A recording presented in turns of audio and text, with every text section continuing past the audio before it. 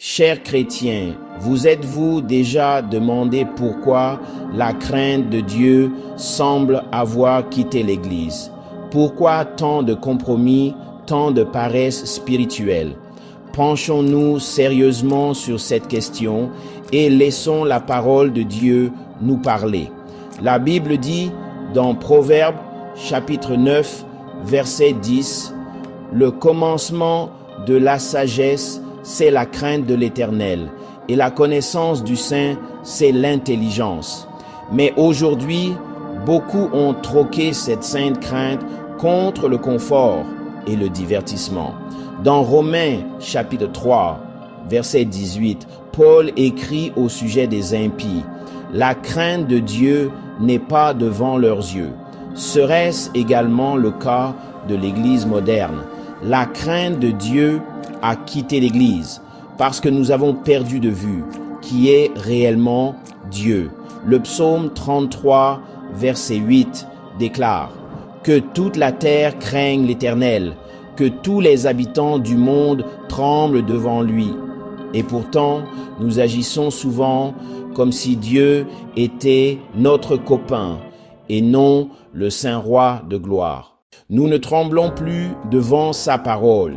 Ésaïe 66, verset 2 déclare « Mais voici sur qui je porterai mes regards, sur celui qui est humble et qui a l'esprit abattu et qui tremble à ma parole. » Où est ce tremblement dans nos églises? Où est la révérence? La crainte de Dieu a disparu parce que nous avons remplacé la conviction par la commodité. Nous avons remplacé la vérité des Écritures par des discours de motivation. Nous avons oublié que Hébreux 12, versets 28 et 29 dit « C'est pourquoi, recevant un royaume inébranlable, montrons notre reconnaissance en rendant à Dieu un culte qui lui soit agréable, avec respect et avec crainte. Car notre Dieu est aussi un feu dévorant. » Mais, chrétiens, cela ne doit pas rester ainsi. Dieu appelle son peuple à revenir à la sainte crainte, à revenir à l'émerveillement et au respect profond pour qui il est. Le psaume 25, verset 14 dit « Le secret de l'Éternel est pour ceux qui le craignent, et il leur fera connaître son alliance. » Lorsque nous revenons à la crainte de Dieu, il promet de se rapprocher de nous. Prions ensemble maintenant.